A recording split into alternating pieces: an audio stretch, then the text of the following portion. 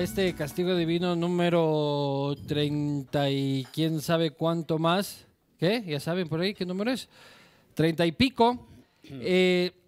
Casa absolutamente llena. Un acto de masas, casi, como a usted tanto le gustan.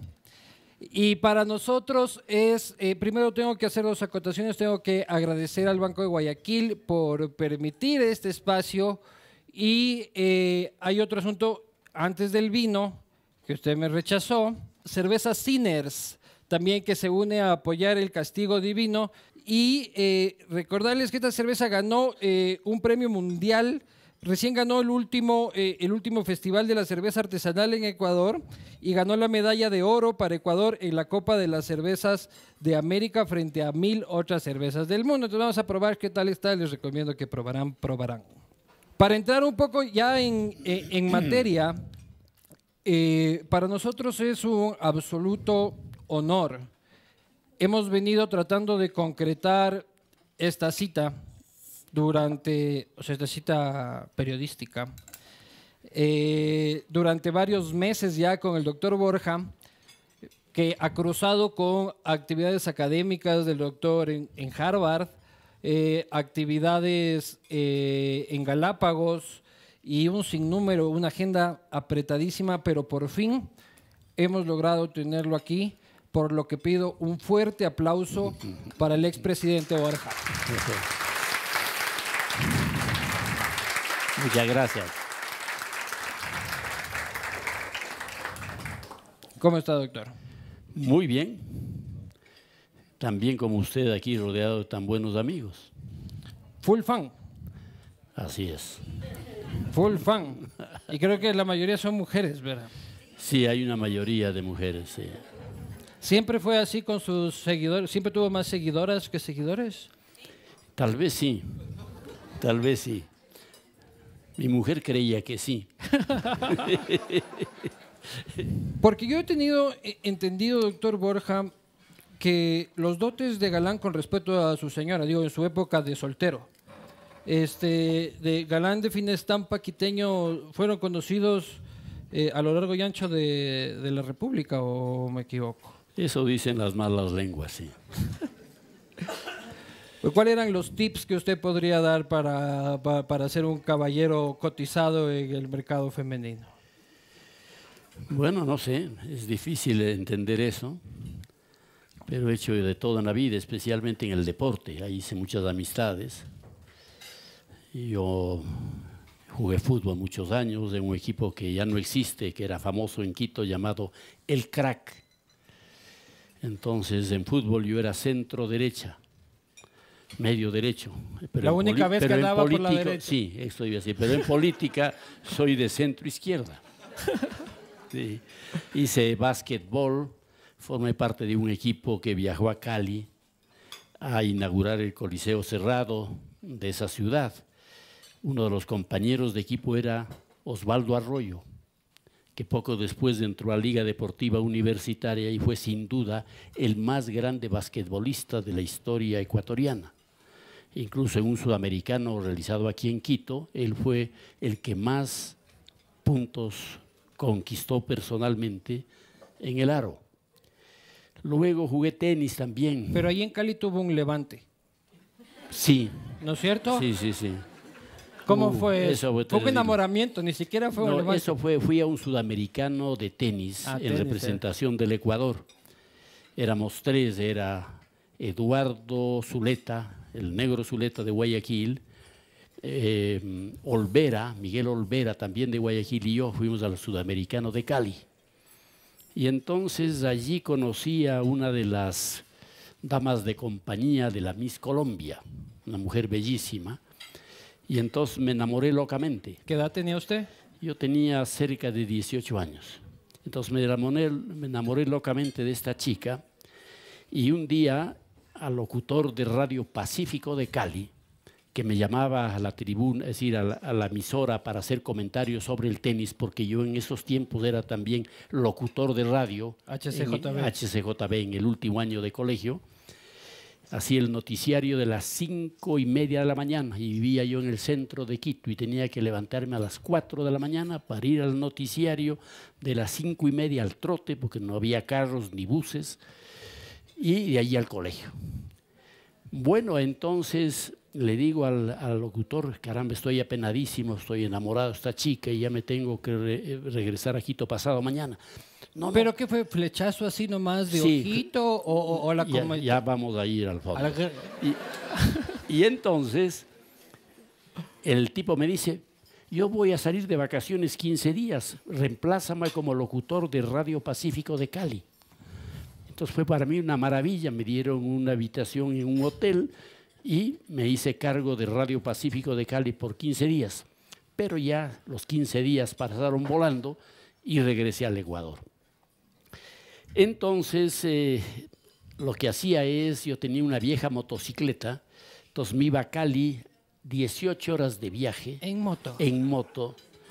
Todo era Todo empedrado. por una mujercita. Todo empedrado. Todo por una mujer. Ahora dicen todo por otra cosa que no vamos a decir aquí por respeto, pero... Sí. Bueno, tuve una gran suerte porque nunca tuve ningún problema. Allí asaltaban mucho los... De un solo tirón. Bueno, no, yo desayunaba en Tulcán. De un solo tirón. No, ya ves Sí, que hay gente ya. dañada aquí. Sí, sí, Ajá. están dañados, sí. Están adivinando. Ajá. Desayunaba en Tulcán. Almorzaba en Popayán y llegaba a la tercera a ver a mi enamorada en Cali. Así pasé por un año. ¿Y qué le decía a la familia usted? Ya vengo, voy a volver. No. Mi padre y mi madre sabían.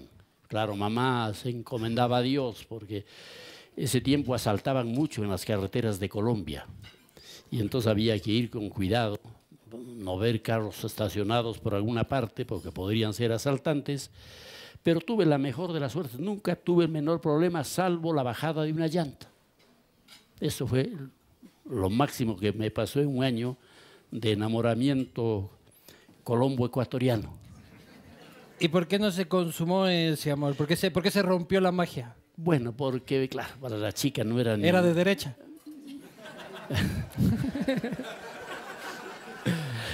Conservadora de Colombia. Sí, no. El amor está por encima de los linderos políticos. Ah, muy bien.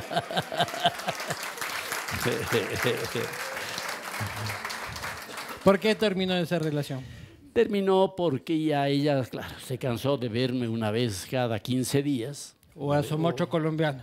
Y asomó otro colombiano. Entonces le llamé un día y la madre me dijo, mire Rodrigo, fulana de tal se va a casar el próximo mes.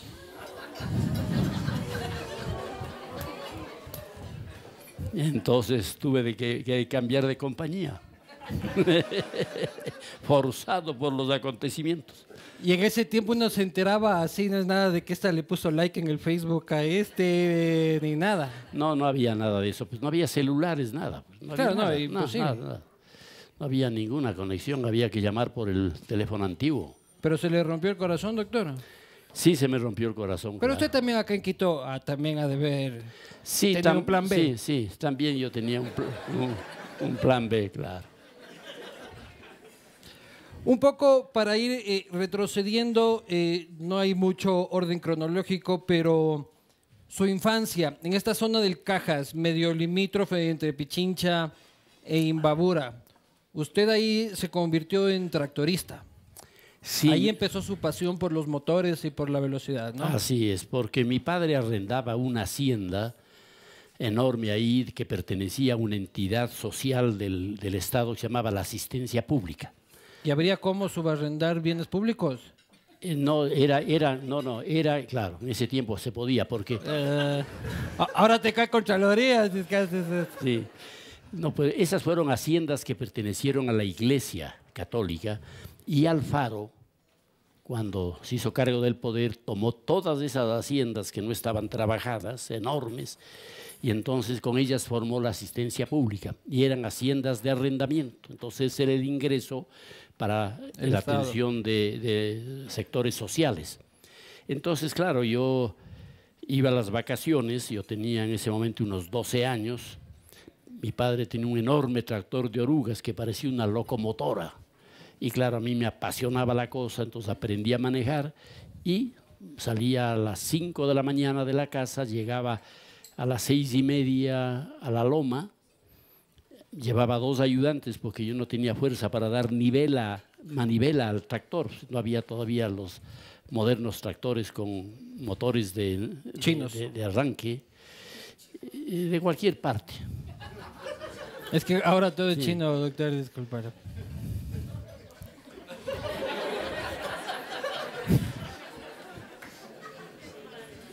Sí, pero no me haga el chino. No. Y entonces aprendí a manejar y me pasaba arando, era para mí la mayor ilusión. Y terminaba el trabajo a las 5 de la tarde, tomaba el caballo de retorno de los cerros, de las lomas que estaban a 3.000 y pico de metros, y volví a la casa de la hacienda, claro, cubierto de polvo. Así que esa fue la infancia. De ahí, Y eso tiene una relación ya con mi gobierno, porque un día fui a visitar el campamento militar de Riobamba, de tanques de guerra. Y entonces pedí que me den un tanque, me metí al tanque y salí caminando. Y usted entendió la mecánica enseguida. es que es exactamente igual al tractor de orugas, exactamente, sino que el tanque es mucho más fuerte y más rápido. Pero claro, me metí y claro, los militares no entendían cómo yo sabía de tanques, creían que yo había seguido un curso. Y le expliqué que fui tractorista muchos años de niño y de joven, y el tanque es exactamente igual, son con palancas. Si la curva es leve, se aplasta solo la palanca. Si es una curva aguda, se aplasta con el freno del lado derecho y el tanque puede darse una vuelta sobre su propio eje. Entonces yo fui muchas veces, pues la primera vez que estuve allí en Riobamba, solo fallé una de las pruebas de las 25 que existen para los tanques. Pero no se la ponían fácil, era el presidente de la República. O sea, de ley los militares le ponían No, porque ya las lomas y modo los principiante. socavones ya estaban hechos desde antes de mi gobierno. Pero le pasó. Una vez le pasó el tanque por encima, ¿o me equivoco? No, al final de la primera manejada de un tanque, me dijeron los militares, esto termina, el tanque le embiste y usted tiene que tirarse una plancha entre las 2 orugas y el tanque le pasa, pero era simplemente, entonces dijo, vamos a hacer eso, y se oponían. Un presidente de la República lanzándose a que le pase el tanque por... Claro. ¿Y cómo sabía que esos militares no eran socialcristianos o cualquier cosa? ¿O era la adrenalina del momento? Bueno, ese era el riesgo, de que me lance mal y me pise una parte del cuerpo del tanque, en cuyo caso no estaría aquí. Imagínese ese titular, presidente de Ecuador muere atropellado por un tanque de guerra. Claro, bueno, y me acompañaba el secretario general de la administración, el economista Washington Herrera, y casi se desmaya. Cuando me levanté, él era lívido de ver el lanzamiento entre las 2 orugas del tanque que venía a embestirme. Entonces hay que saberse lanzar recto, con las piernas cerradas, para que el tanque no le pase por encima. A usted lo molestaban durante su presidencia precisamente porque decían que se disfrazaba de todo. ¿Usted no Sí. cree que la presidencia suya, usted cumplió muchos sueños de la infancia en ese aspecto? Tengo que declarar que sí, porque yo ¿Estaba era... jugando a ser presidente? No, sino que yo era piloto de avioneta en ese momento. Y claro, aprendí en la presidencia a volar avión a chorro y también a conducir helicóptero, que es un poco más complicado. Entonces me convertí en piloto de aviones y también en piloto de helicópteros. O sea, si usted está en un avión y problemas, Bueno, Mayday, es que- Mayday, nos caemos, pero- usted puede coger el avión. Sí, claro. El asunto es que yo siempre fui, no se olvide de que antes de la presidencia yo fui corredor de carreras de automóviles. Entonces tenía yo la facilidad para el manejo y había sido tractorista, es decir, entonces cuando yo aprendí a volar, fue en pocas semanas ya podía volar la avioneta. Sí, tenía una predisposición para el manejo de estos artefactos. Y hoy sigue manejando solo, lo multan por velocidad. Mire, ¿Tiene multas? yo nunca he tenido un guardaespaldas. Nunca, no tengo actualmente, no he tenido en la presidencia.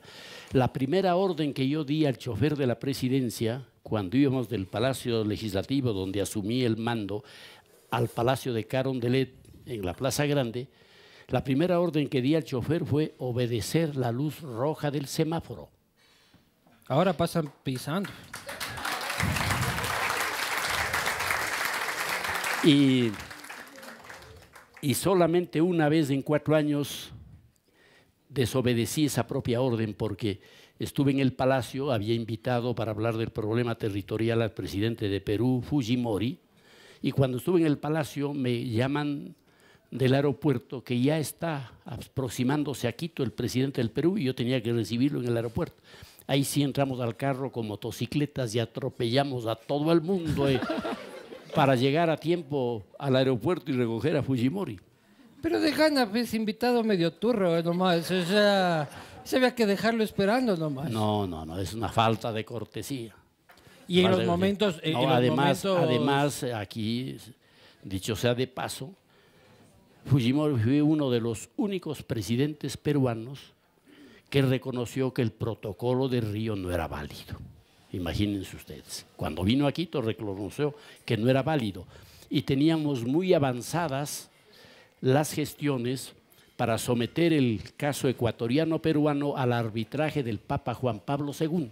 Pero al Sixto no le gustó. Claro, llegó don Sixto y mandó todo eso al canasto de basura y claro, volvimos a perder territorio.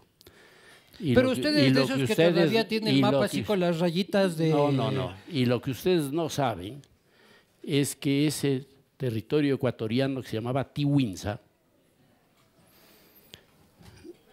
se compró por parte del gobierno ecuatoriano a través de una escritura pública y se pagó por Tiwinza 55.000 nuevos soles peruanos. Ese es Tiwinza. Un terrenito del Ecuador ahí. Un terrenito del Ecuador. Si hubiera oro o petróleo debajo, sería del Perú, porque es un terrenito de 1 kilómetro cuadrado comprado ante notario público peruano. ¡Qué vergüenza! Pero usted no cree que La Paz era como que ya bueno, o sea, de que sí, uno en la escuela con la linecita ahí entrecortada y la otra parte con rayitas. Eso nunca fue nuestro, doctor. ¿No fue qué? No fue nuestro nunca. O sea, yo creo que La Paz es más importante que andar ahí peleando por... No, es que íbamos a conquistar La Paz con mi programa, pero ganando territorio. Pero Chinito no era pendejo tampoco, no se iba a dejar quitar esa parte. Era un hombre valiente.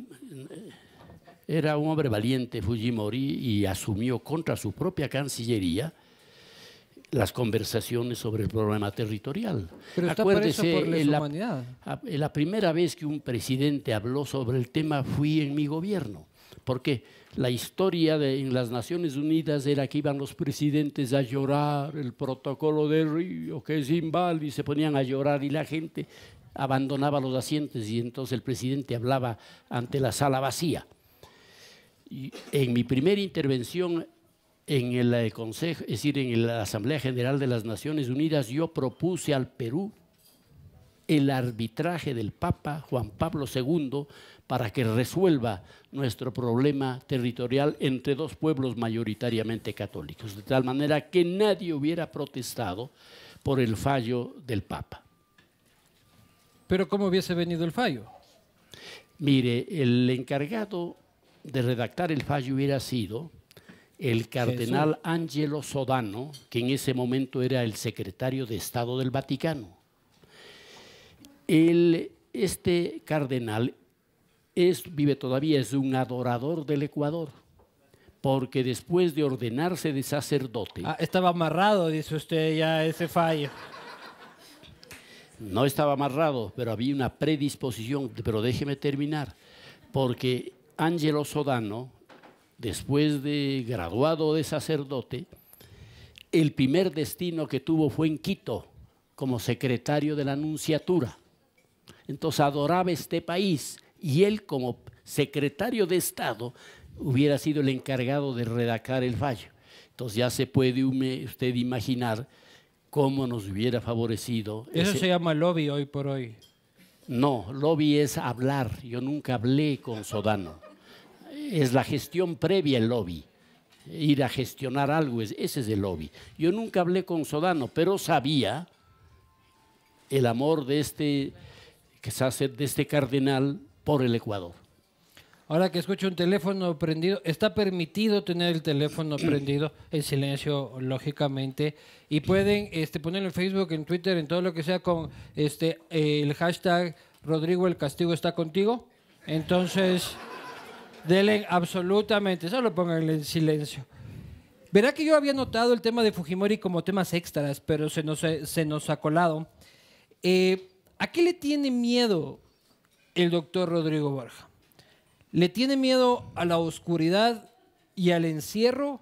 Le recuerdo noviembre de 1965, donde usted se quedó encerrado en un edificio de Nueva York y pensó que iba a morir. El apagón de Nueva York, claro. Pero que también se manejaba un buen chuchaqui. No. Yo trabajaba en un edificio de 44 pisos, en el piso 24 o 22, no recuerdo. Eran las 5 de la tarde, yo estaba escribiendo en una máquina y se fue la luz. Entonces yo, que había farreado la víspera y estaba con sueño. Sueño, le dicen ahora. Me quedé recostado y me quedé dormido unas 2 o 3 horas. Me despierto, seguía la oscuridad, porque yo dije, en el Ecuador se va la luz y en media hora o en 2 horas ya retorna, le componen el problema. Ahí duró 13 horas el apagón. Bueno, entonces yo ya tenía que salir del edificio, pero quería saber si los pisos en la escalera interior, en el centro del edificio, completamente oscura, si tenía numeración de los pisos. Entonces agarré, yo no fumo, agarré una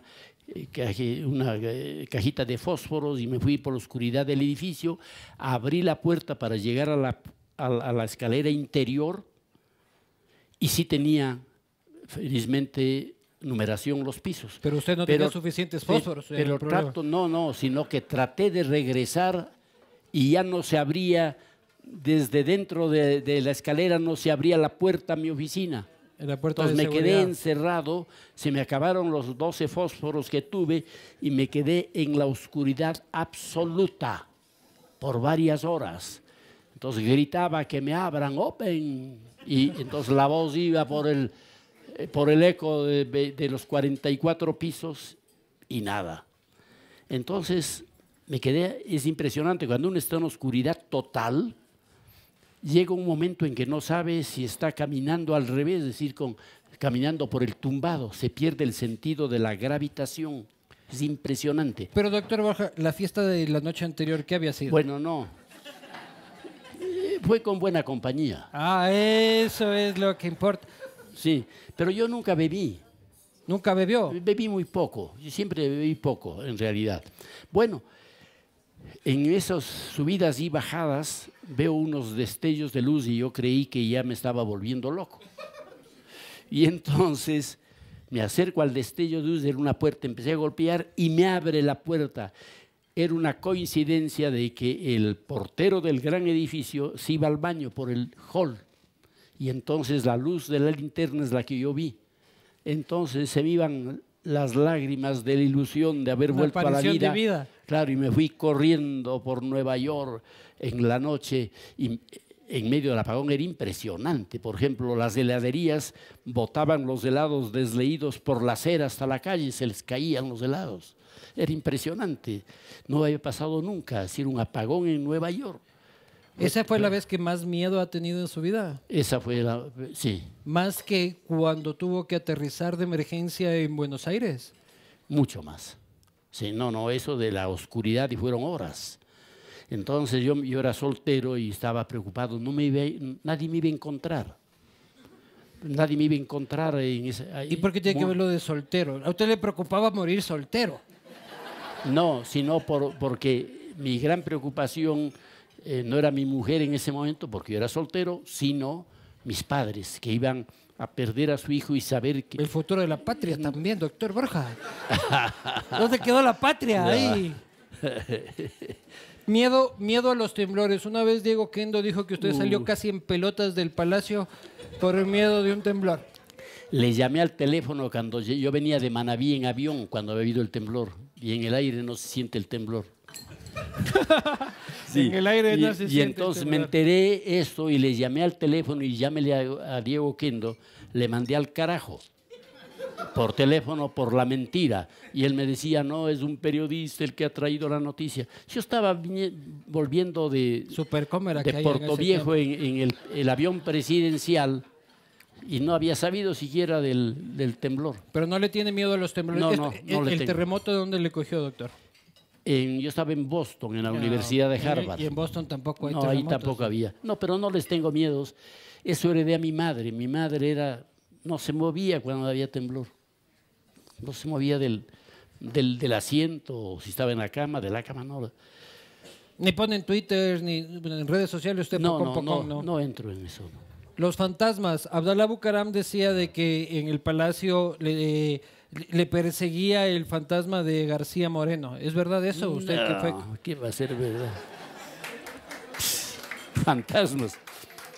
No hay fantasmas en Carondelet. No hay fantasmas, ¿qué va a haber? Pues? Pregunto. Yo trabajaba en Carondelet, yo trabajaba hasta las 12 en punto de la noche, porque las personas que querían entrevistas iban a esa hora. A veces creían que la secretaria estaba equivocada y no iban, porque le decían, véngase a 20 para las 12. Del día, no de la noche, entonces no entendían que mis entrevistas con las personas que solicitaban audiencia era de 11 a 12 de la noche. Entonces yo me quedaba ahí en el palacio, ahorrábamos la luz en el palacio, porque era un bien público, y nunca vi ningún fantasma ni nada. ¿Qué va a haber fantasmas? Naranjas. ¿No le tiene miedo usted a nada? No. ¿A qué le tiene miedo, Rodrigo Borja? A la calumnia, por ejemplo. Bueno, bien, pues no nos pongamos ahí filosóficos y todo. Yo le voy, con todo respeto siempre todo, ¿no?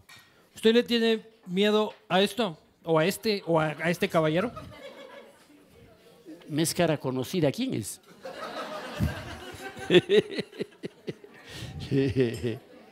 Está armado. Esa fue una campaña durísima contra Febres, terrible. Y con insultos feroces. Le cuento una anécdota. Un día mi mujer me cuenta que tenemos una empleada todavía en la casa que está con nosotros. ¿Ya se animó a una copita? No, gracias. Está ya... Por si acaso, me avisa nomás. 48 años trabaja con nosotros. Esta es una empleada. Bueno, entonces llega un día llorando en la campaña electoral. Y mi mujer dice, ¿qué pasa, Susana? ¿Por qué lloras? Porque venía un bus y una mujer se para en el bus y empieza a gritar, Borja habla de justicia social.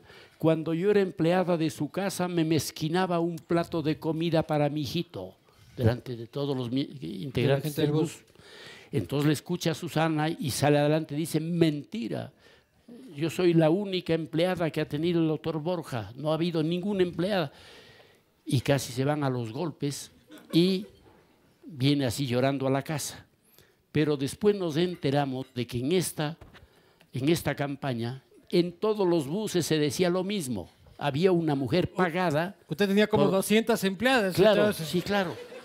Que decían exactamente esto, que yo les mezquinaba un plato de comida para los hijitos de la empleada. ¿Y esto le da miedo, doctor Borja? Un poquito de paciencia. Hay mi saludo para el pueblo, cariñoso y absoluto, día a día siento luto. Abdalá Bucaram cantando con su guitarra. Patria que te han engañado, mentiroso juramento, hoy del pueblo ese lamento, de unos pocos el contento. Yo pensé que iba a coger el vino ya por fin. La fuerza de los pobres, el grito de la patria. Abdalá Bucaram. Yo pensé que tenía algo preparado para Abdalá. Abdalá Bucaram. ¿qué opinión le merece Nada, el caballero? Ninguna.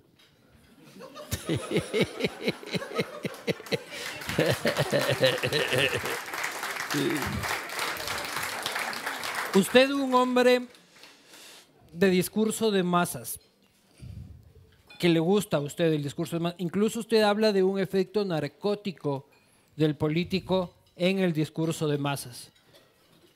El señor también sabe del discurso de masas. Le voy a contar una anécdota del discurso de masas.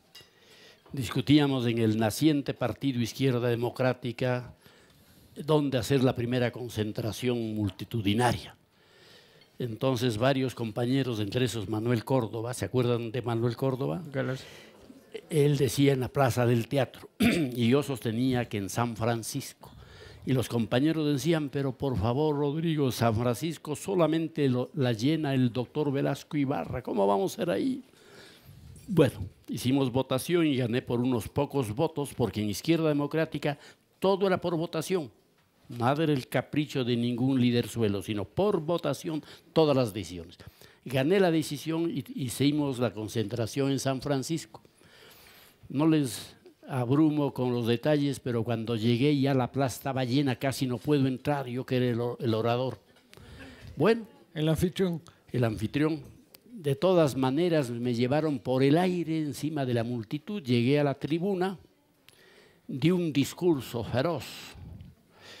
Y al otro día nos íbamos al Tulcán en mi carro, iba manejando con 4 compañeros y uno de los compañeros me dice, Rodrigo, ¿quieres oír tu discurso de ayer? Pero claro, les digo yo, tengo aquí, y mete el cassette, todavía no habían los discos, sino el cassette.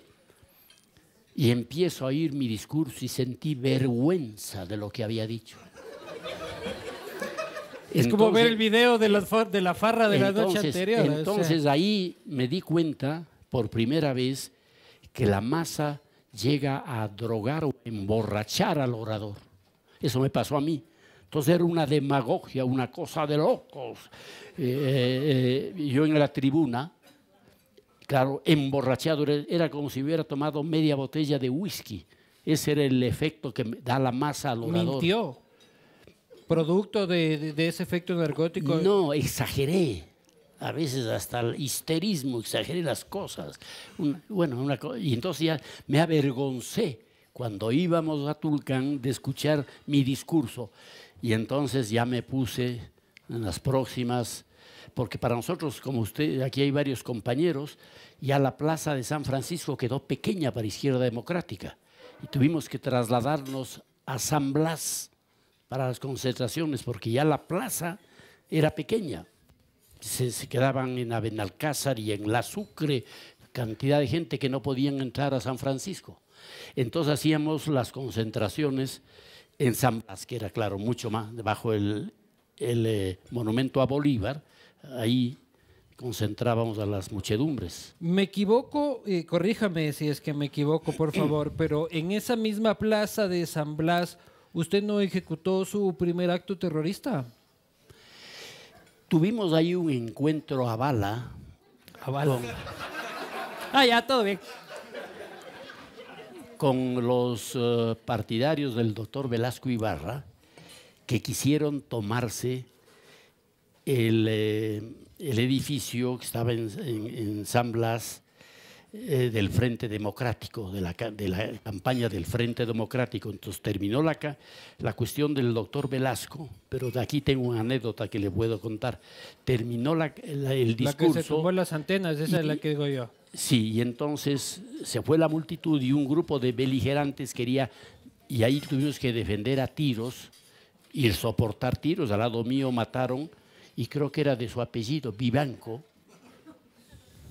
Pero yo creí que era usted, no ha sido usted. Señor fantasma de Carondelet. Era Vivanco, le mataron al lado mío, le gritamos que se eche al suelo, disparábamos nosotros acostados y las balas silbaban y él no hizo caso y le pegaron un tiro exactamente en el corazón. Cayó boca arriba y fue impresionante porque la sangre le brotaba sobre la camisa a borbotones. ¿Usted disparaba, doctor Borja?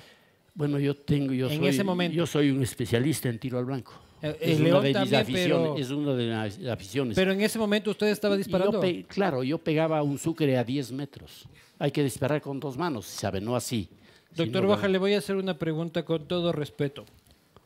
¿Usted cree que pudo haber asesinado a alguien en una campaña política? No. ¿Por qué? Porque nunca he disparado en las campañas, nunca disparé. Pero, por ejemplo, en esta confrontación, Nosotros perdón. disparábamos al aire. Si no hubiéramos matado 20 personas, pues, disparamos 100 tiros. Estuve yo en campaña electoral justamente contra el ingeniero Febres Cordero, al quien yo en la campaña no llamaba el ingeniero Febres Cordero, sino el ingeniero Febres. Y entonces iba a hablar en el cantón 24 de mayo, se bajaron de una camioneta unos 3 señores, se acercaron, yo creí que eran compañeros nuestros. Cuando ya estaban a 10 metros, uno de ellos saca una metralleta y abre fuego contra mí. Así era la política Y antes. sale corriendo. Y le pegan a Enrique Delgado, copiano de Chone, un tiro, y a un joven de mi izquierda el otro tiro. Y yo me salvo. Y lo mismo me pasó en Machala una vez, también me dispararon, y en Los Ríos, que en la camioneta pasaron las balas, 2 o 3 balas de vidrio a vidrio por mi nariz. Entonces, siempre yo tengo muy buena suerte, tengo una... Perdón, pero con lo de la nariz me va a disculpar, pero Abdalá siempre se burló de su nariz. Nariz a desastre, decía. Nunca le afectó ese tipo de insulto. Usted dice que siempre insulta 1 vez y media. Cuando le insultan a usted, usted responde con 1 vez y media. ¿Cómo respondía a eso? Ya ni me acuerdo. Veo que no le da... ¿Reconoce usted de lo que veo en su conversación como enemigo y recuerda y a León, pero a Abdalá, No, ni siquiera a Assad? usted ha traído la fotografía de Febres. Claro, bueno, también puede traer una de loco. Pero Assad Bucaram también fue otro gran contendor suyo. Usted fue armado una vez al legislativo por la supuesta amenaza de que podría tener un atentado a su vida por parte del CFP. No, yo fui armado, compré una pistola de 9 milímetros con 12 proyectiles, era lo más moderno que había en ese momento, Hasta ahora, creo. porque yo nunca he tenido un guardaespaldas. Entonces, claro, iba el viejo Bucarán con 7, 8 guardaespaldas y sus hijitos, y entonces yo tenía que estar preparado. Andaba con pistola al cinto en la asamblea, Claro, en el aquí, legislativo. no al cinto, sino aquí. Hubo una vez en el pleno que usted incluso hizo un amago de sacarla. Sí, una vez, sí. Así es, porque sí, sacaron armas y entonces... En pleno Congreso. Sí, claro, pero sí ahí hubo muchas veces disparos. Antes era diferente. Pero antes era la política era bien cavernícola antes, ¿no? Sí, era dura las campañas. Las campañas eran programadas para impedir que un candidato entrara a una ciudad. Claro. Entonces yo les cuento otra anécdota. Yo era muy joven, era miembro de la directiva juvenil del Frente Democrático que respaldaba la candidatura del doctor Raúl Clemente Huerta. Liberal. Y entonces, un día me llama la directiva y me dice, a ver, joven, afuera está un carro gris de Soto, hoy váyase este mismo día a Riobamba, porque pasado mañana llegará a esa ciudad el doctor Camilo Ponce. Usted mueva a los ferrocarrileros, a los estudiantes del Maldonado, a todos los que pueda para impedir que pueda entrar el candidato social cristiano a Riobamba. Entonces me fui y organicé la resistencia, pero Ponce tenía una fuerza de choque impresionante. Entonces nos vencieron con tiros y todo, hubo varios heridos. Pero con los conservadores de por medio, ¿o no? ¿Cómo qué? Camilo Ponce. Claro, él era social cristiano, pero Claro, los el rezago del conservadores y conservadurismo. todas las fuerzas de derecha lo apoyaban. Era un hombre muy inteligente, Ponce, sin duda. Pero yo he leído escritos suyos que lo critica bastante intelectualmente a Camilo Ponce. No, yo sostengo, Ya pasados los años, yo nunca he sido, yo era adversario de él desde la universidad. Y yo, las marchas que organizaba yo de oposición a Ponce en la universidad eran feroces. Pero usted era revoltoso, ahorita se fuera con este cohipo, usted unos 10 años. No, pero cuando uno es joven es así, pues. Ah, ya. Pero no, Tome nota, Dios de Luluncoto. Ponce era para mí uno de los grandes oradores parlamentarios. No era un buen orador de masas, pero era un brillante orador parlamentario. Yo le ataqué a Ponce por muchas cosas, pero nunca lo acusé de deshonestidad, por ejemplo.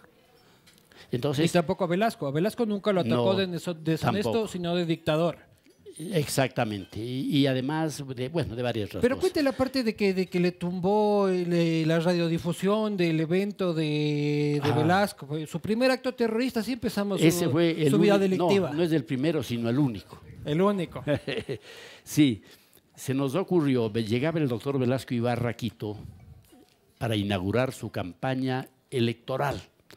Nosotros éramos muy jóvenes del Frente Democrático y entonces resolvimos ir 3 jóvenes a la loma de la Tola, en la parte alta de la Tola, donde estaban las antenas de transmisión de la radio Tarqui, que iba a ser la radio que iba a transmitir como matriz la llegada del doctor Velasco y su discurso.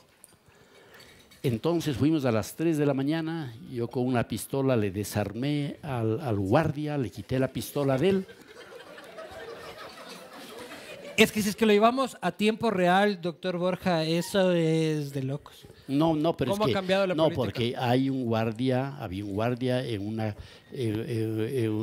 una casita pequeña con pistola. Entonces llegamos de golpe y le quitamos la pistola. Bueno, Está normal. y le dejamos ahí cuidado por unos compañeros y yo me subí a la torre a cortar uno de los alambres de alta tensión, que era el de Radio Tarqui. Fuimos con un técnico que le decía más arriba y entonces los alambres, bueno, yo estaba con guantes. Y claro, no, si no quedaba electrocutados para cortar un alambre de alta Y el tensión. futuro de la Pacha, ¿qué hubiese sido el futuro ¿Qué de hubiera la sido? Pacha? Y entonces metí la mano, ese es, y cayó el alambre. Recogimos unos 80 metros de alambre y fuimos a botar al Machángara en las 3 de la mañana. Y claro, no hubo transmisión del discurso del doctor Velasco. Pasaron, Pobre 10 de era Luluncoto, de Radio Tarqui, del señor Erdoiza. Fue alcalde luego.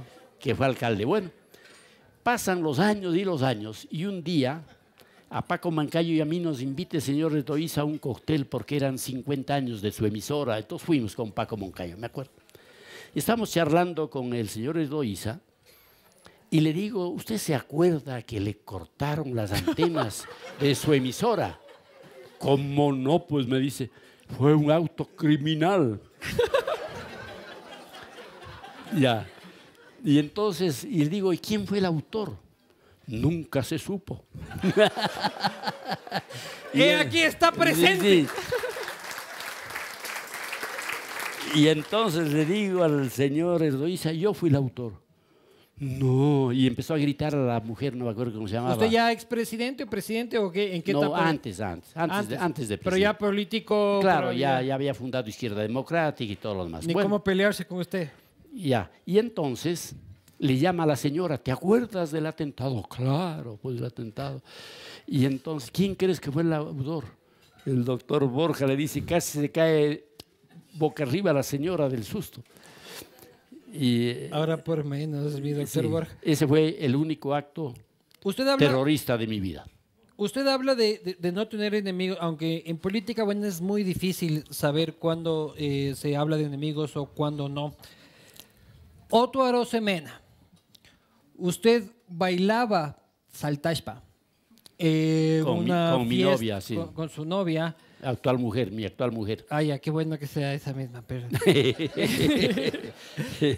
Usted bailaba saltashpa en una fiesta de Quito y usted tenía y usted dice que nunca ha tomado. Pero esa noche me dijeron que sí lo vieron tomado. Sí.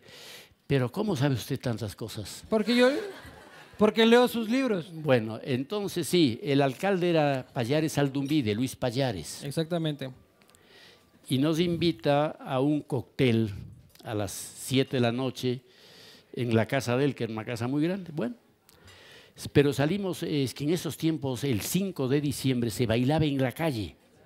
Y todo el mundo andaba con su botellita y le daban un trago de otro y otro y otro. Y entonces yo estaba ya bastante embriagador. Entonces estábamos bailando en la casa del alcalde con mi actual mujer, que era mi novia, y paran la música. La legítima, dice, sabe decir usted. La legítima, sí. La legítima. Y entonces paran la música y empiezan a tocar el himno nacional. Y yo estaba cerca de Pedro José Arteta, mi amigo, le digo, Pedriles, ¿qué es lo que pasa? Ve atrás, regreso a ver y era que entraba el presidente encargado del poder, Otto Arosemena Gómez. Y yo en mi borrachera me pongo frente a él y le digo, un traidor como usted no puede pisar esta casa decente. Y no era ni su casa, carajo. Sí. Por eso digo decente.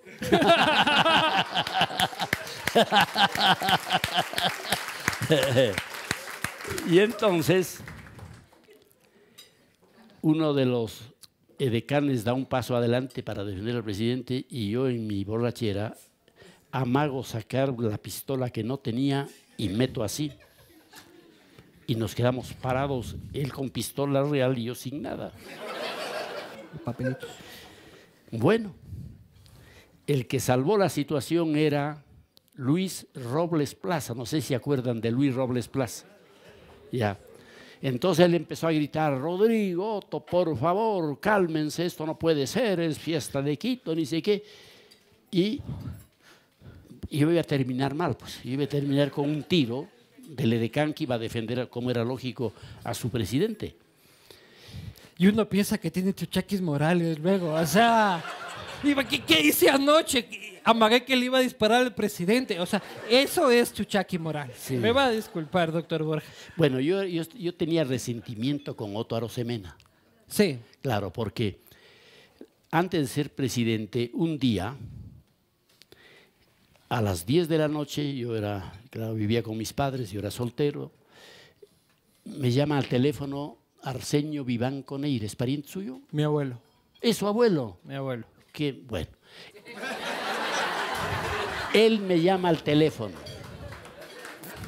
Salud, mi abuelo, en paz descanse. Qué impresionante esto. Bueno, me llama al teléfono y me dice, Rodrigo, el doctor Raúl Clemente quiere hablar contigo esta noche. Bueno, ya estoy acostado, pero voy este rato. Entonces, tenía una casa por San Rafael. San Rafael. Entonces, me da la dirección de la casa. A mi padre le pido que me preste su camioneta y me voy. Encuentro la casa de Arsenio Vivanco, entro a ella y daba un pequeño discurso Raúl Clemente Huerta de agradecimiento por su apoyo, ya tenía ganada la presidencia, y brinda Otto Arosemena por este ínclito caballero Raúl Clemente Huerta, que a partir de mañana será presidente de la República y tal. En la casa de mi abuelo. En la casa de su Sí, abuelo. me paso yucho yo bañándome en la piscina y dice Bueno, pero es que usted no nacía todavía. No, ¿qué va? Bueno, y entonces me llama, determinado eso, me lleva a una oficina el doctor Raúl Clemente Huerta y era para proponerme, yo no dormí de la emoción, proponerme la Secretaría General de la Administración. Yo era guambrito, yo tenía… De un gobierno liberal. Yo tenía unos 25 años, la Secretaría General de la Administración.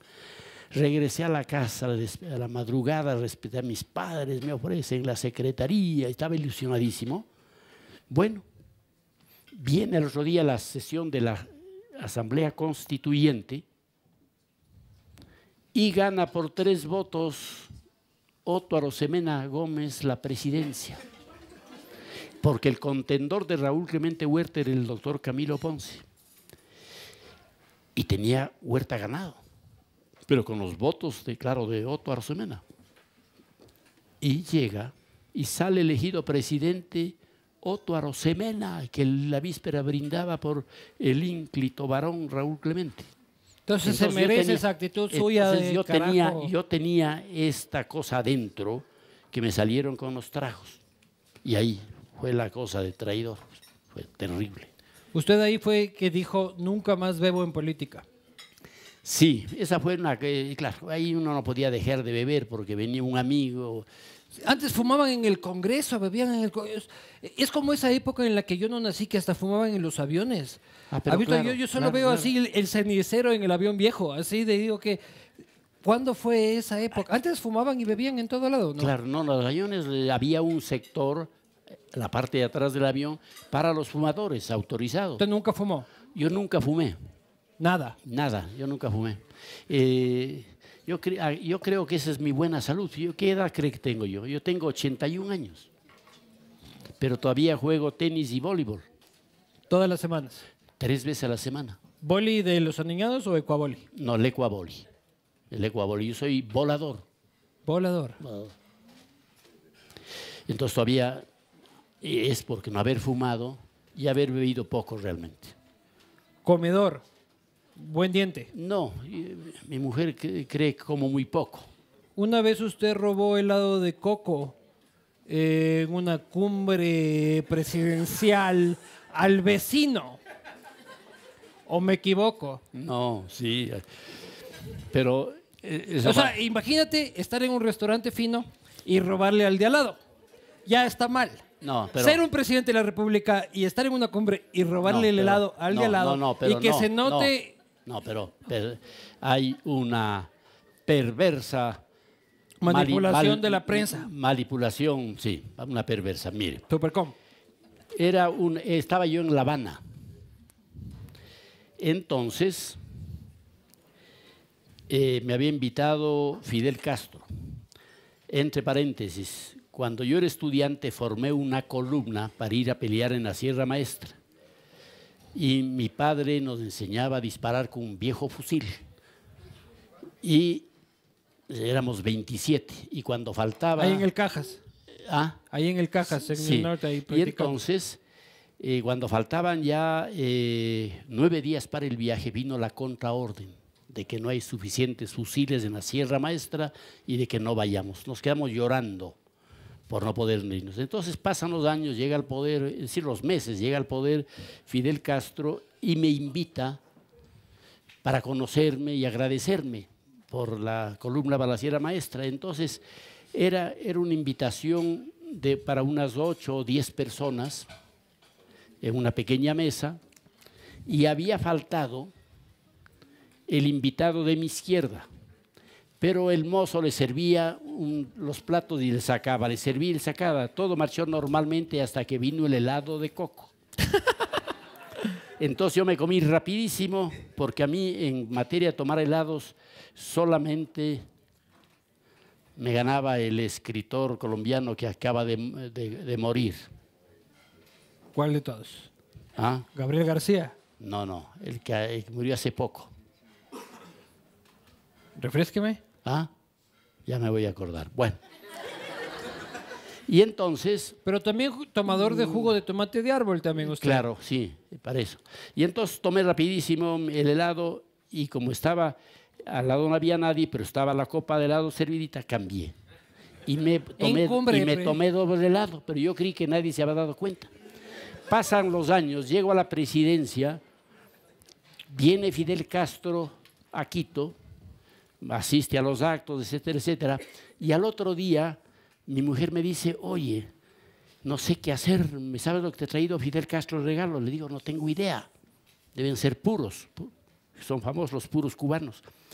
Y me dice, no, un cargamento enorme de helados de coco. La memoria de Fidel Ya, es... bueno. Y entonces...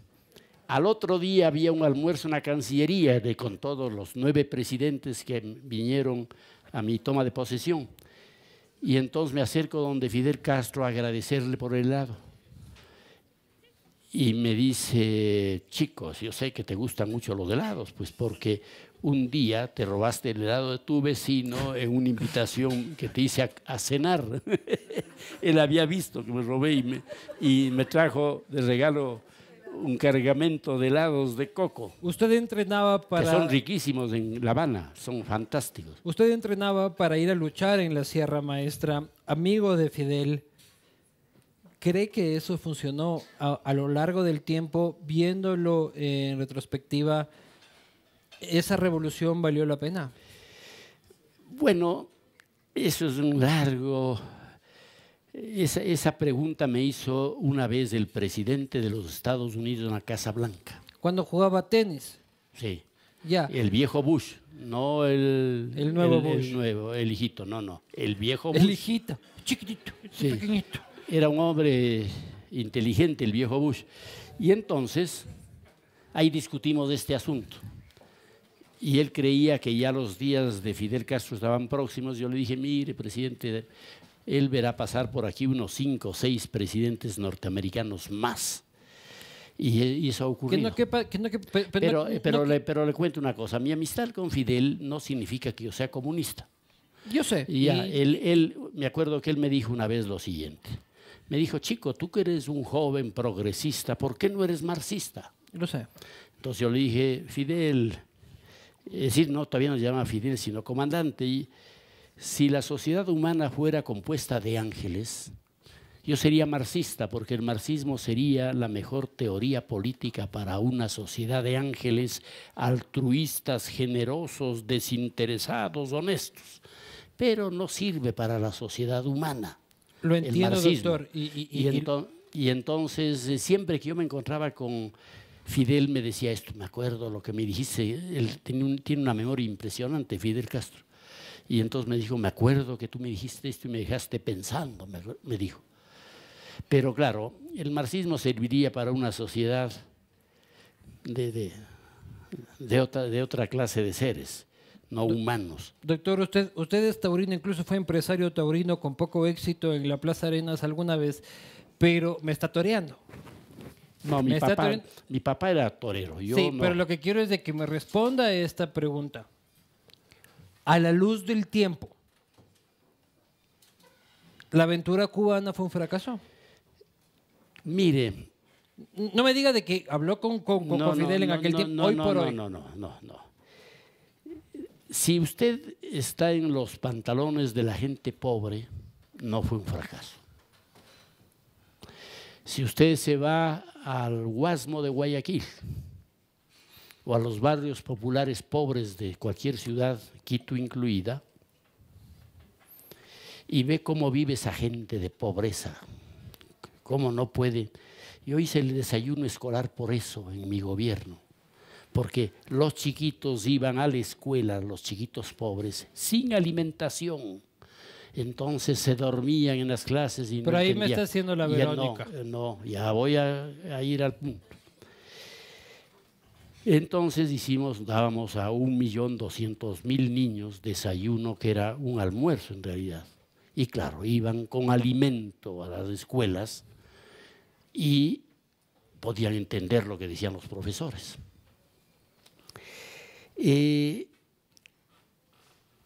La gente pobre mejoró enormemente en Cuba porque tenía la seguridad de que si se enferma un hijito, la gente pobre de Quito no sabe si se enferma un hijito qué va a hacer. Sí, doctor, yo decía eso a los 18 años cuando era fan del Che, pero a la luz del tiempo… No, pero no, es que no.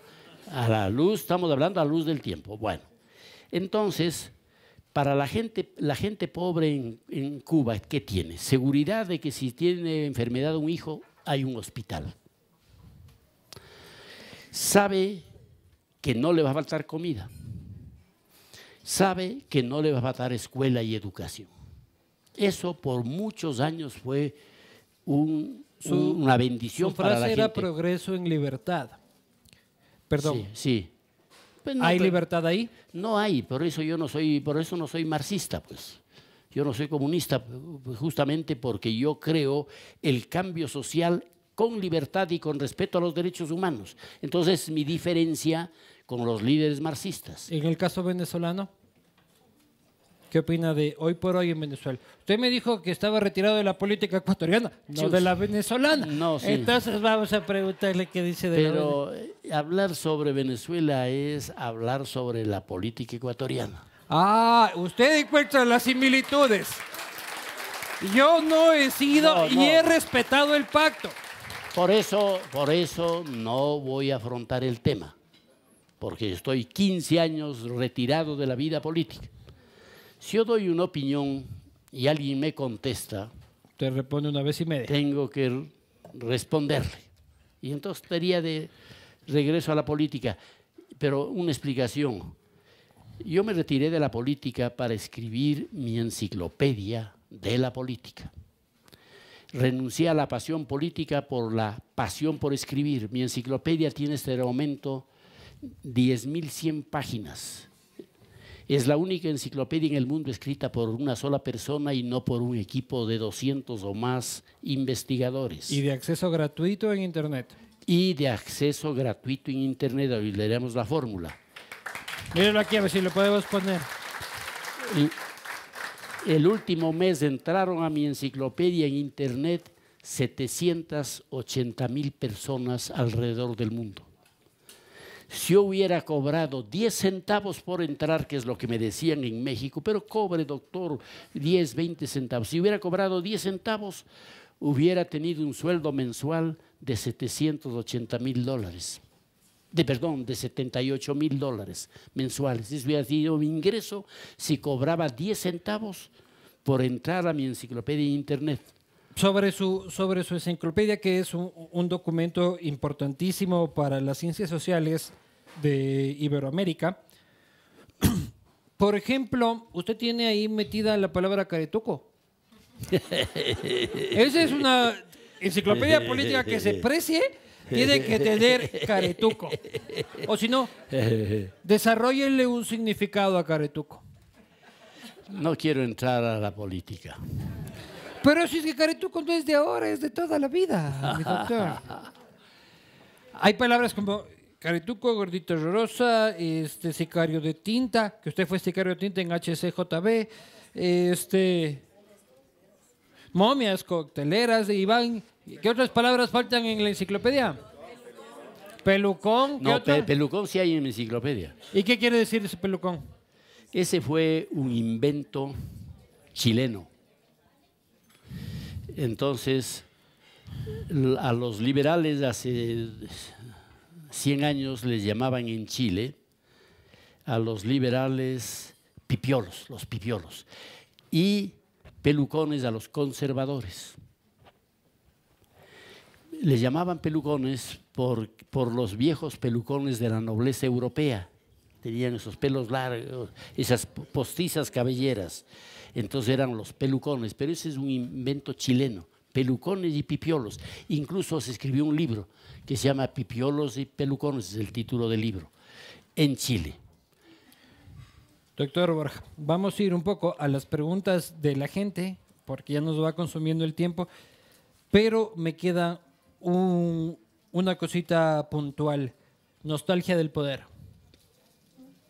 Sinceramente, aquí es de Sí, venir a contar sí. la plena, no me decir, no, que yo me entregué para el pueblo y que ahora camino por la calle tranquilo. No, el poder tuvo para mí momentos de gran emoción, encantadores momentos y momentos muy duros y muy tristes.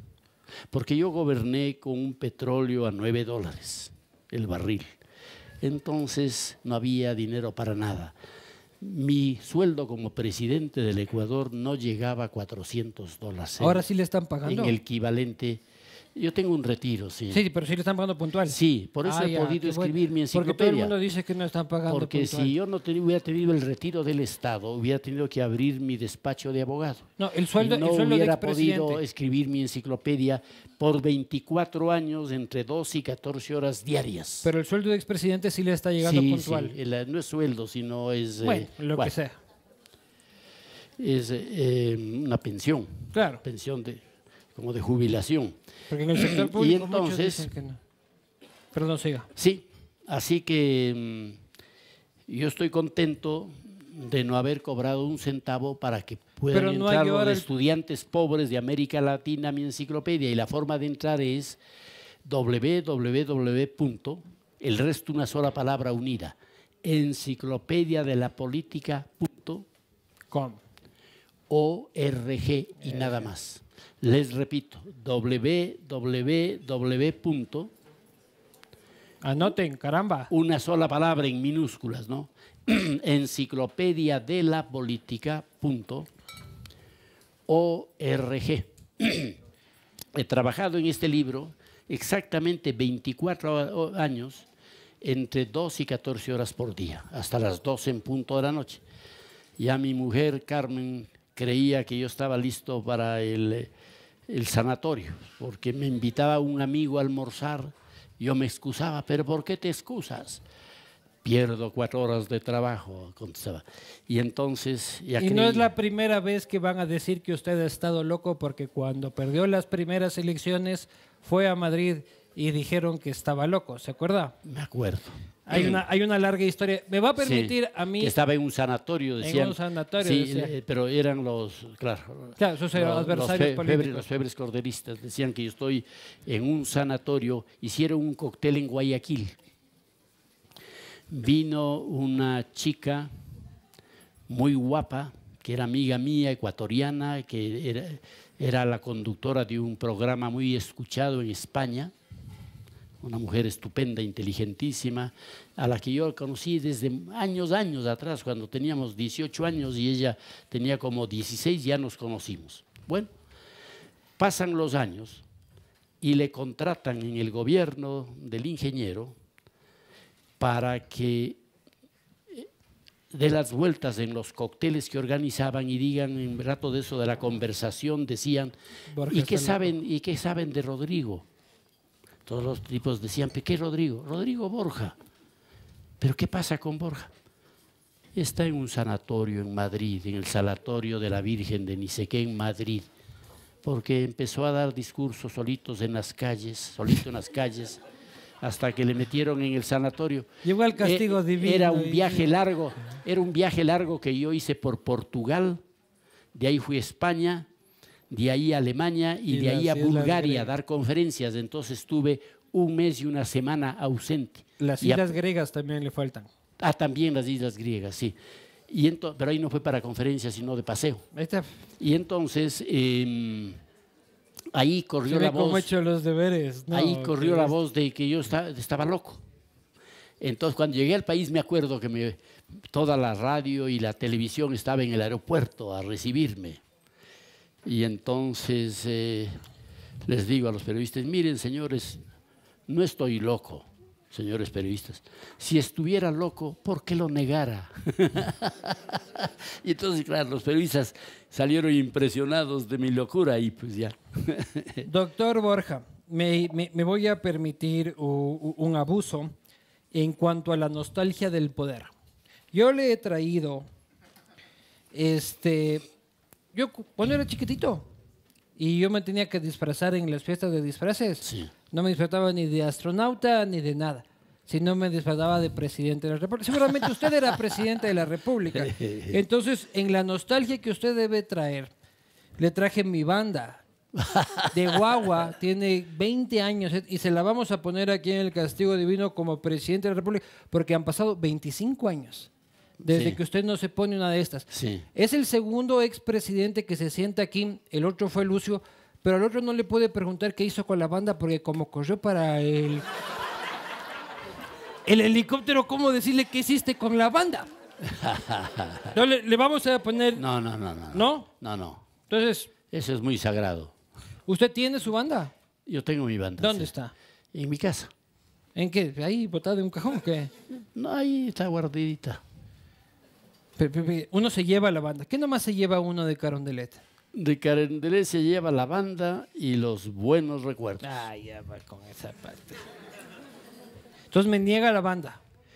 Sí, porque es ridículo ponerse sobre un ¿Cómo que es suéter. ridículo si esta yo la traigo 25 años también conmigo?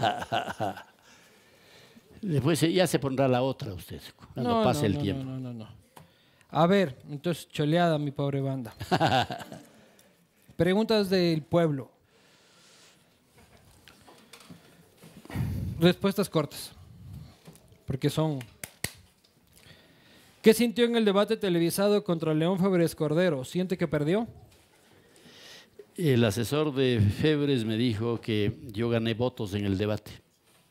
El doctor Lombana de Colombia, con quien me encontré una vez en una reunión social, se me acercó a conversar y él me dijo que yo saqué votos en el debate. Usted llegó tarde a ese debate. ¿Cómo tarde? Usted llegó tarde, en tiempo, tarde. Él ya estaba, León ya estaba ahí. No, si era... No, Y usted llegó tarde por jugar tenis. no, si era en la noche. Por eso. Usted No, dice que no. llegó ahí y que era... Y que usted dice que llegó tarde por haber jugado tenis y él, León, coge y dice ahí de que usted... Oquendo pregunta, ¿usted No, practica algún deporte? Ese fue en otro debate. Ese fue otro debate. Ese fue en el debate que organizó Diego Kendo Claro. entre Febres y yo en el canal en el que él trabajaba. A ese me refería yo. No, No, entonces estoy equivocado. Ahí es cuando usted dice, vengo de jugar tenis, claro, y León dice, yo vengo de practicar tiro, tiro, sí, para que yo me asuste. para que usted se asuste. Cuente su encuentro con Jorge Enrique Adum en un hotel de lujo en España. Guayasamín me invita a que vaya a Europa con él para que yo dé 2 o 3 conferencias de presentación de la pintura de Guayasamín. Como éramos amigos, yo con mucho gusto me fui, pero yo estaba, claro, en ese momento escribiendo mi enciclopedia, entonces escribía en los aviones todo el tiempo, en la computadora portátil y todo eso, y llegamos a un hotel muy lujoso en España, y claro, al día siguiente estaba al lado de la piscina escribiendo, y ahí se acercó Adum, que también viajaba con Guayasamín, y nos pusimos a conversar y entonces me dice, si entre la gente que esté aquí alrededor de la piscina, porque era un hotel de lujo carísimo, si es que la gente que está, si hubiera un ecuatoriano aquí y le ven a usted llegar a este hotel tan lujoso, chica, creían que se ha sacado plata de la presidencia para costear muchas cosas, entonces de lujo este. Pero claro, era una invitación que le hacían a Guayasamín los alemanes y los españoles, claro, en muy buenos hoteles, y me llevaron a esos hoteles de invitado porque yo daba el discurso de presentación de la exposición de cuadros de Guayasamín. Vamos un poco más cortos, doctor, porque hay muchísimo. ¿Qué nos puede pasar? Una semana. Muy bien, muy bien. Verá, ¿cómo le voy a explicar esto? O sea, aquí la gente escribe en este papel y como uno... ¿Pero escribe la gente o escribe usted? No, ¿qué va? O sea, aquí si escalzo la mano sale el autor. Ya. ¿Qué pasó? ¿Dudas de mi palabra? No, era una broma. Hombre liberal era una broma. de sangre. Pero lo que pasa es que yo no puedo censurar porque no soy Carlos Ochoa, entonces aquí va como sal. ¿Es verdad que asesoró a Rafael Correa para la fundación de Alianza País?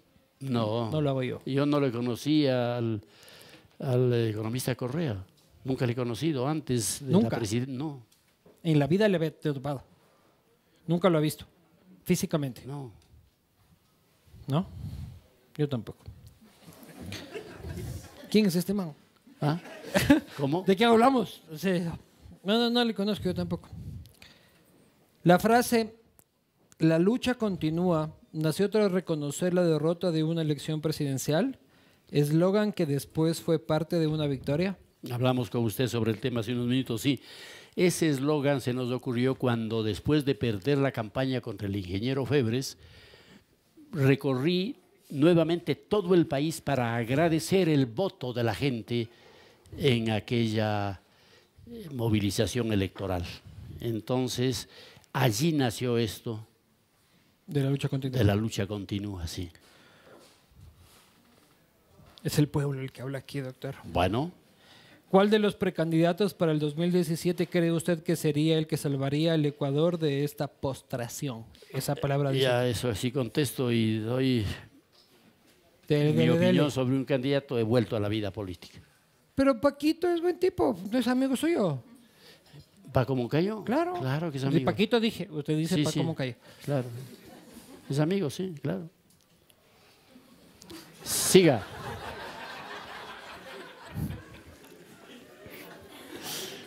Rodrigo, 2 puntos. El pueblo está contigo. Claro. Todavía maneja las masas. Rodrigo, 2 puntos. Solo le faltó contar que cuando nos tiraron bala en ese pueblo costeño, todos nos tiramos al piso. Usted seguía hablando. Así fue. Es que un candidato no se puede tirar al piso. En ese tiempo. Nunca. No debe, como va un candidato en una tribuna, lanzarse al piso. Esta pregunta estaba pendiente y usted nunca, o sea, en lo que he visto no responde a esta pregunta. ¿Con quién y por qué se enfrentó en un duelo? Puchiga. Usted tuvo un balazo en la costilla Sí, por este duelo. sí. ¿Con quién fue? Fue por, no quiero dar el nombre, ese fue muchos años atrás, fue por un asunto de faldas. Entonces me desafió a duelo de pistola. Pero ¿cómo fue la desafiada? Eso me gustaría saber. Sí, ya el día, claro, yo era boxeador. Yo boxeaba en el Coliseo. Pero boxeaba con nombres supuestos de amigos porque mi Con padre... seudónimo. Claro, porque mi padre me había prohibido, lo único que me había prohibido en la vida era boxear. Pero a mí me encantaba el boxeo y vivía además en el centro, a 3 cuadras de la Plaza Arenas, donde era la academia de boxeo. Entonces yo todas las tardes a las 7 de la noche estaba entrenando, claro, con casco. Con casco y todo lo demás. Bueno, así que este hombre que tuvo el problema de faldas conmigo, no quería pelear y me desafía el duelo de pistola.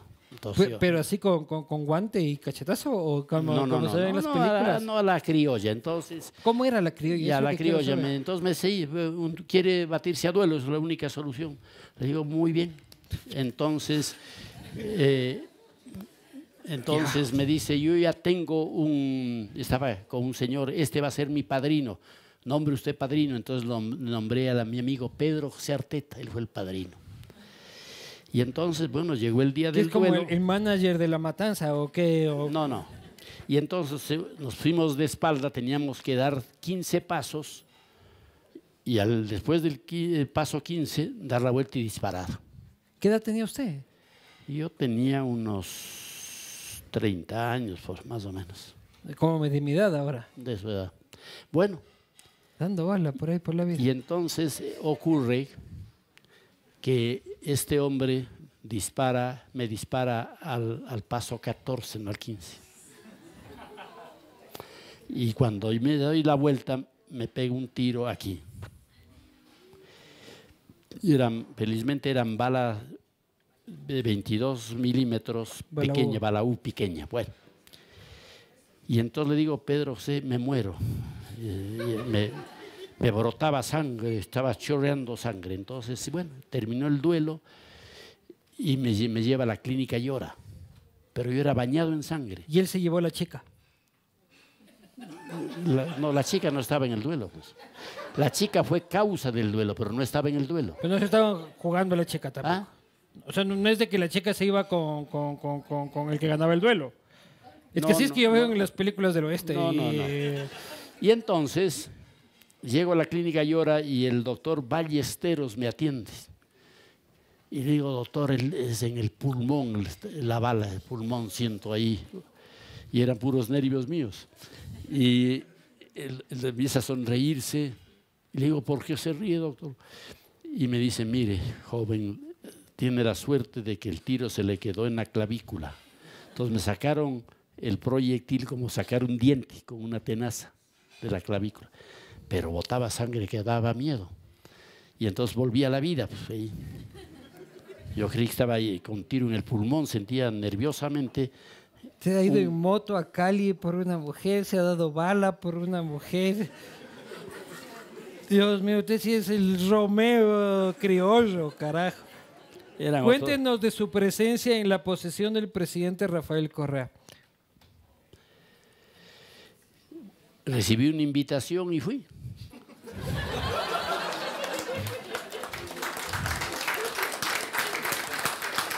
Señor Borja, ¿por quién votaría usted? González, Páez, Cintia Viteri. Responda lo que quiera. Eso ya es volver a la política. Qué honor estar frente a usted. A mis 20 años empapelé mi auto en una caravana de campaña. Carita feliz. Chica, muchas gracias. Muchas gracias. Sí. Bueno, eran lindas esas caravanas. La gente, bueno, la gente, cuando formamos el partido, usted recorrió lo único que regalábamos a los que recogían las afiliaciones era una banderita naranjada, eso era todo.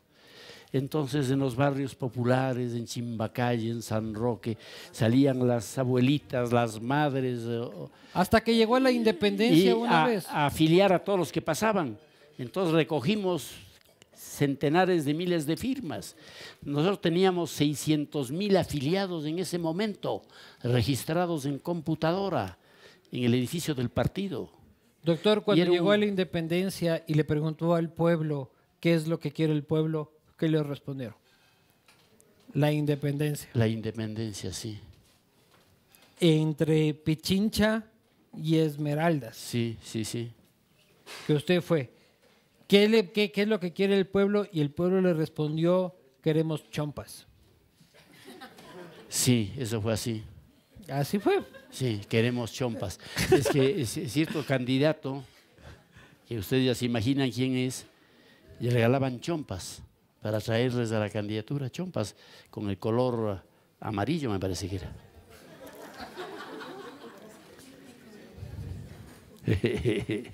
Vamos, que nos queda bastante y hay que procesarlo todo. Así que, ¿cuál es el recuerdo más agradable que usted guarda de su periodo en la presidencia? Casi monosílabo, doctor. Una cosa lindísima era, yo salía a caminar solo a las 12 de la noche por el Viejo Quito. A mí me apasiona el Viejo Quito porque yo de niño viví toda la niñez y parte de la juventud en la Esmeraldas y Benalcázar. En el Ahora centro roban de duro. ¿Ah? Ahora roban duro, si no Bueno, va por ahí. Y entonces yo salía, y un día de esos, en el que era antiguo Banco Central, a las 12 de la noche, me paran unos 3 señores y me llaman. Venga, acá estaban borrachos con una botella. Y entonces me dicen, tú que te pareces tanto al presidente, ven a tomar una copa. Y entonces me dieron la copa. Pero, ¿se la tomó? ¿Se la tomó? No, hice la y demanda. Conmigo ni siquiera haga como que siquiera se toma. Pues, sí. Amague. Sí se tomó. ¿Le pongo otro poco? No. Bueno, entonces, un día, una de esas noches salí, iba por frente a la iglesia de la Compañía, en la García Moreno, y regreso a ver, y venían a unos 75 metros de unos tipos que traían fusiles. Entonces me voy para arriba a San Francisco, termino la cuadra, regreso a ver y ya estaban más cerca. Y entonces doy la vuelta en U para darles el encuentro, porque no había nadie. A esa hora no había nadie en la Plaza de San Francisco. Me doy para darles el encuentro y me gritan, presidente Borja, somos del Canal 1 de Bogotá, de televisión. Lo que yo veía los fusiles eran los trípodes para las cámaras. Son alargados, en la noche me parecían fusiles. Y entonces fue fantástico porque me dicen, en Colombia usted se produjo una declaración suya de que caminaba ciertas noches solas. Eso en Colombia es impensable, claro. Los expresidentes andan en carros blindados en Colombia. Bueno, y entonces creíamos que era una mentira, íbamos a decir, estuvimos buscando ya 3 días, este es el 4.º día, y como no la encontramos, íbamos a decir que era una mentira, que usted caminaba las noches. pero ahora vamos a decir todo lo contrario. Entonces hicimos una entrevista de 1 hora sentados en la Plaza de la Independencia. A ver, doctor Baja, hay que ir un poco más. Si nos vamos por cada anécdota, es que hay gente que nos está viendo en internet, diránle a ellos luego. Perdió el debate, usted dijo que ya le dijeron que usted había ganado el debate, unos propios asesores de León. Expresidente, ¿cree que habrá segunda vuelta en las elecciones de febrero del 2017? No es mi culpa, diga usted. Sí, no quiero, yo estoy ya retirado de la vida política. Doctor Borja, ¿con qué político actual se tomaría un café? Es que lo que pasa es que la gente vive el hoy por hoy. No se tomaría con ningún político actual, ni conmigo. Yo que no soy político. Con usted sí me tomaré. Me acabo de tomar, pues. No era café. El próximo invito a usted. ¿Cuánto tiempo se demoró en escribir la enciclopedia? 24 años, pero sigo escribiendo porque es un libro, por su naturaleza, siempre inconcluso. Pero no tiene Entonces, caretuco en la entrada terrorismo, antes de venir acá, metí Castigo divino tiene que ponerle. lo ocurrido en Irak. El Tremendo. acto terrorista brutal de Irak, Totalmente. con 200 muertos, una cosa de locos, por el Estado Islámico, de los terroristas del Estado Islámico. Hay preguntas, doctor, que ¿qué opinión le merece la posibilidad de juicio de lesa humanidad al actual presidente de la República? ¿Existe la posibilidad de un juicio contra el Estado por muertos en el terremoto por la respuesta inicial? El doctor está retirado de la política. ¿Siempre fue naranja? ¿Alguna vez fue mandarina? Naranja, era el... Yo en una revista leí una vez que el color más visible en la oscuridad, en el sol, en la lluvia, en la neblina, era el anaranjado. Entonces, cuando decidí fundar un partido político, claro, mi obsesión era que fuera el color anaranjado, el color propio de nuestro partido. O sea, chompa de chapa, hazte un partido. Las 3 principales razones por las que perdió las presidenciales del 84, yo recién nacía, mire. ¿Es verdad que fue por irse de vacaciones? Nunca me he ido. Respuestas cortas. No, esa es una de las calumnias. Y yo Calumniador Sí, esto de vacaciones, entre la primera y la segunda vuelta, yo tenía compromiso de dar... Ya... Tan, tan, tarararán. Yo tenía un compromiso de dar una conferencia sobre socialismo democrático en unas islas del Caribe que se preparaban para ser Estado independiente de Inglaterra. Entonces me fui a eso, a dar unas conferencias, me recibió la prensa internacional, me hicieron entrevistas y quedó claro que yo venía a dar conferencias. Ahí ningún canal del Ecuador publicó esa entrevista y estaban los canales internacionales, se publicó en México, en Bolivia, en Panamá, en todo lado, menos en el Ecuador mi entrevista en la que quedó claro que yo iba a dar unas conferencias a un naciente partido socialista democrático que se iba a formar en Aruba, en la isla, porque el líder Usted estaba ahí en el Caribe era muy amigo mío, el líder del movimiento arubano era muy amigo mío, entonces me pidió cuantas veces pudo, me pidió que vaya y yo me excusaba hasta que me encontré en Venezuela en la posesión del presidente Carlos Andrés Pérez y ahí ya no pude echarme atrás y dije, bueno, pero voy solamente 5 días. Nunca estuve en la playa. Él me mandó, claro, me mandó boletos para mi mujer y mis hijos, que eran chiquititos. Entonces nos fuimos, pero nunca estuve en la playa. Ellos estaban en la playa y yo estaba dictando el curso a los dirigentes sobre socialismo democrático. Suele pasar, doctor. ¿Usted entiende de que yo defiendo las libertades? Pero espérese, aquí hubo un periódico que publicó una caricatura y era yo echado en una hamaca, en una playa y una botella de ron en el suelo ahí, y yo un vaso. ¡Qué rica vida! Claro. Supercom, ¿dónde estabas en cierto. aquellos tiempos? Entonces, claro, le convencieron al Ecuador de que yo me fui a vacaciones, no a Bahía como me voy hoy, No a Esmeraldas, no. ¿Qué opina de la prensa? A Aruba. Doctor Borja, ¿qué opina de la prensa? Es volver a la política también. Doctor Borja, fiel como soy al principio libertario de este espacio, tengo que hacer esta pregunta. ¿Usted la responde o no la responde? No hay ningún problema. ¿Qué opinión tiene respecto a la participación de su hermano en el gobierno de Rafael Correa? Nuestro padre nos enseñó una gran virtud, que cada uno de los hijos podía hacer lo que le daba la gana. Cada uno de los hijos. Esa fue una enseñanza que nos dejó nuestro padre a todos los hijos. Entonces, cada uno puede hacer lo que le da la gana. Como hermano a mí mayor se me lo aprueba. ocurrió ser presidente. Como hermano mayor lo aprueba.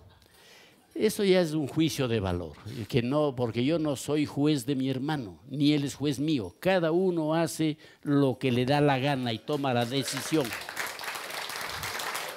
Don Rodrigo, ¿por qué le dejó a la deriva a la izquierda democrática o solo el fin fue la presidencia? No, si yo estuve manejando Izquierda Democrática por 30 años.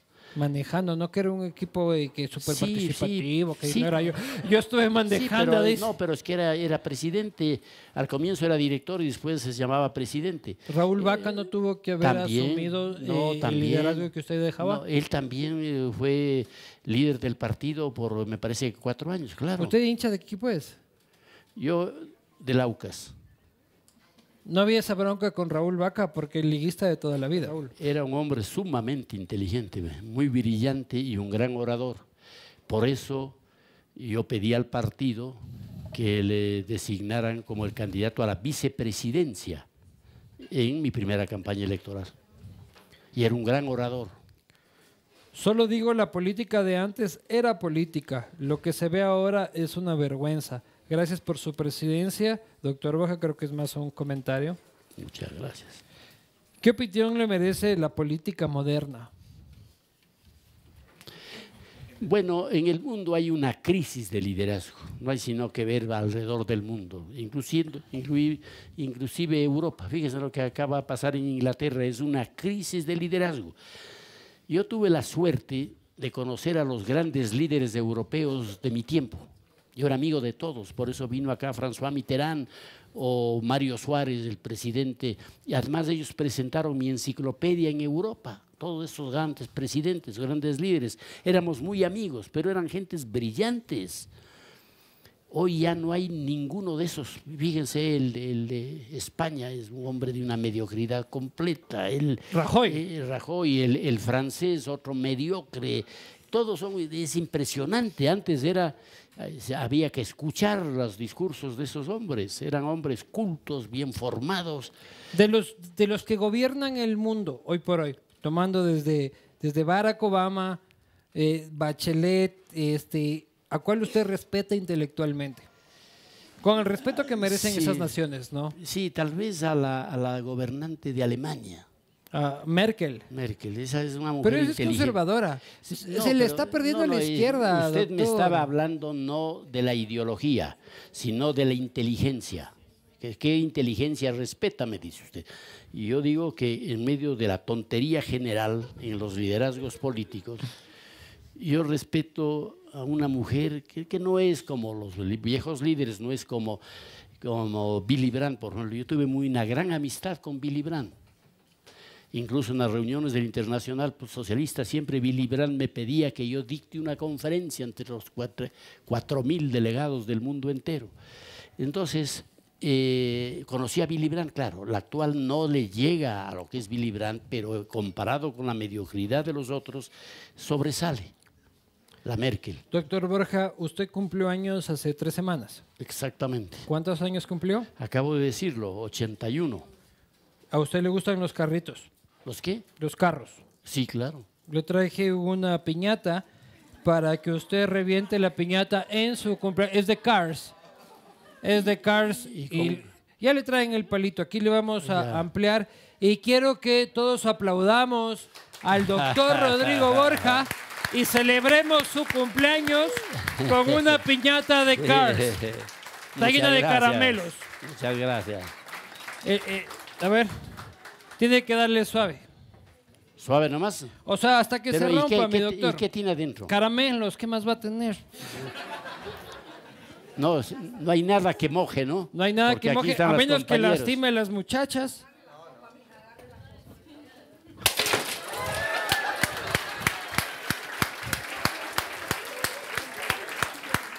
Nos vemos el 18 de julio, estaremos aquí en el Castigo Divino, esta vez hablando sobre el tema de la unidad y el partido social. El señor Carlos Vera estará aquí, así que vayan reservando su puesto y un aplauso para el doctor Borja una vez más.